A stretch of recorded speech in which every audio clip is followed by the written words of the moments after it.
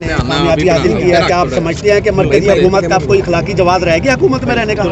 میں بالکل آپ سے اتفاق کرتا ہوں کہ اگر اخلاقیات ہو تو پھر تو کوئی اخلاقی جواز نہیں ہے، لیکن جو کامیابی خان صاحب کو ملی ہے میں سمجھتا ہوں کہ انہوں نے ایک نئی تاریخ رقم کی ہے، اور پاکستان کی تاریخ میں کوئی فرد واحد اتنی سیٹوں سے نہیں جیتا۔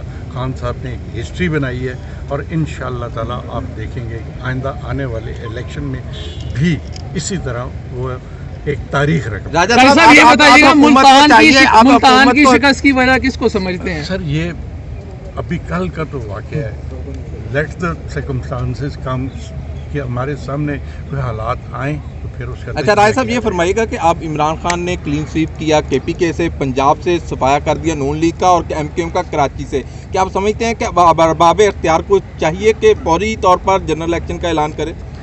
آج خان صاحب کی اپنی سٹیٹمنٹ ہے اور انہوں نے یہ فرمایا ہے کہ اب بھی ہمیں اس بات کا احساس کر لینا چاہیے کہ قوم کس کے ساتھ ہے۔ رانا ثناء اللہ صاحب نے کہا کہ اگر لشکر لے کے عمران خان صاحب آئے تو ہم ان سے سختی سے نمٹیں گے، اور لشکر کے ذریعے حکومتیں نہیں ختم ہوتی۔ نہ کوئی لشکر لے کے جانا چاہتا ہے یا نہ اور کوئی بات ہے، رانا صاحب خود ہی باتیں کرتے رہتے ہیں، لشکر کشی کی باتیں کرتے رہتے ہیں۔